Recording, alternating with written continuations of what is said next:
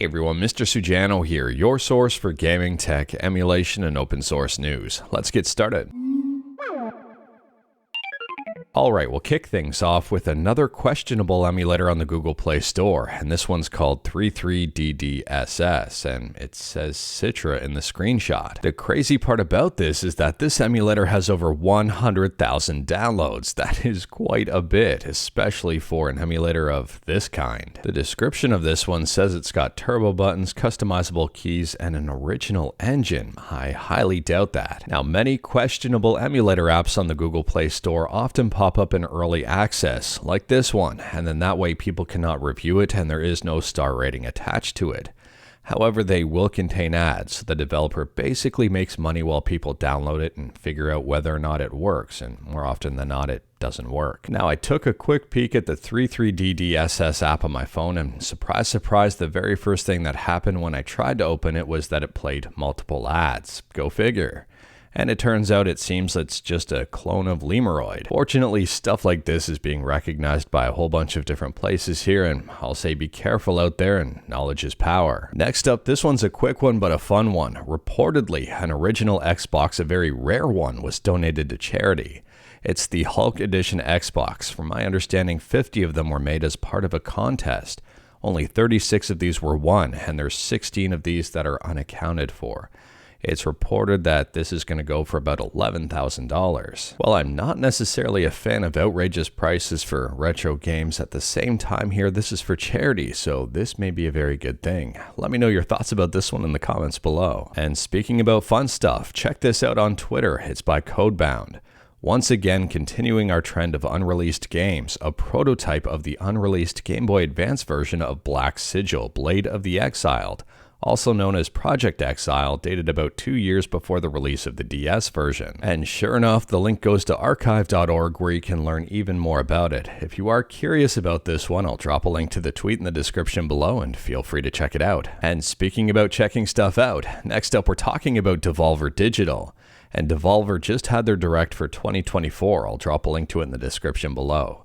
It's about 20 minutes long. It's super weird, but they showed off some pretty cool games. All of the games showcased have their own individual trailers, and they're all listed on their website. I'll drop a link to it in the description below. Possessors I found very interesting. Tenjutsu I thought was the most interesting of the bunch, and unfortunately there's no release date for it.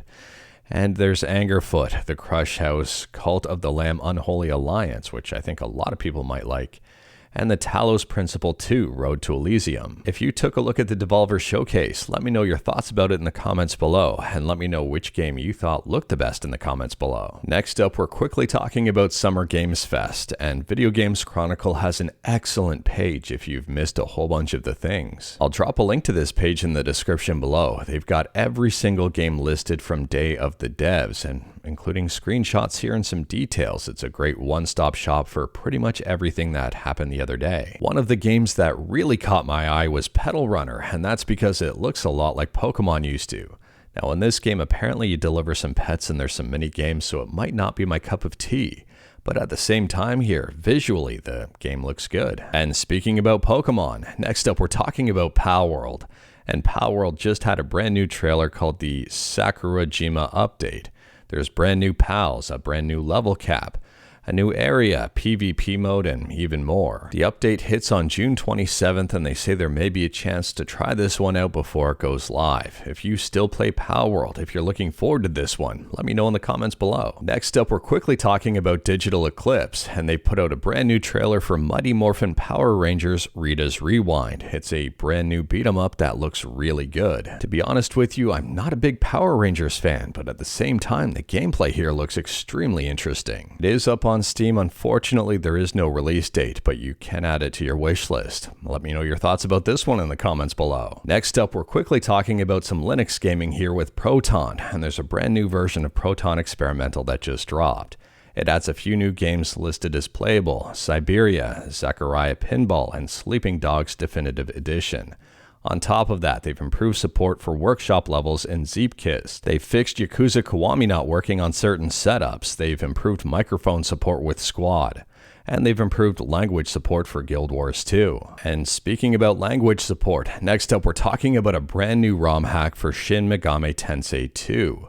And they've added in a brand new English translation patch for this one over on romhacking.net. I'll drop a link to it in the description below. Now this one is for the SNES, and interestingly here there's a secondary alt patch that changes a few names as well. Next up here we're headed back to Steam, and the thing Remastered has just popped up on Steam. This one's being created by Night Drive Studios, and I'll drop a link to it in the description below.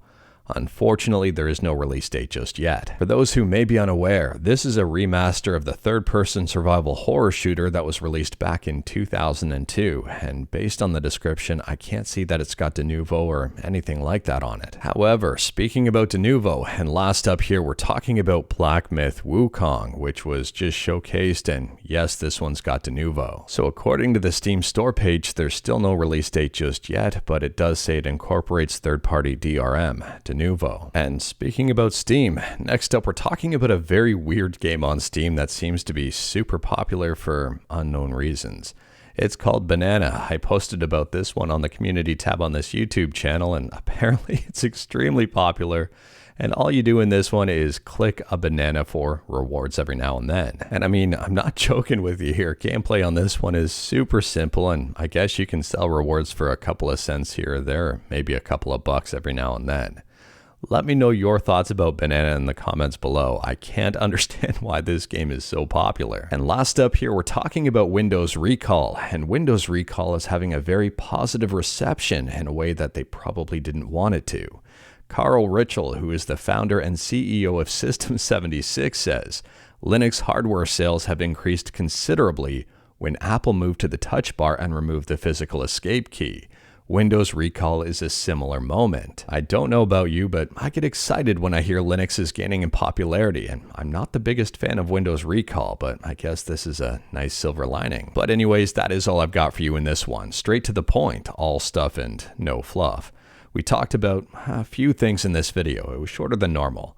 Let me know your thoughts about anything we talked about today in the comments below. If you like this video, leave a like.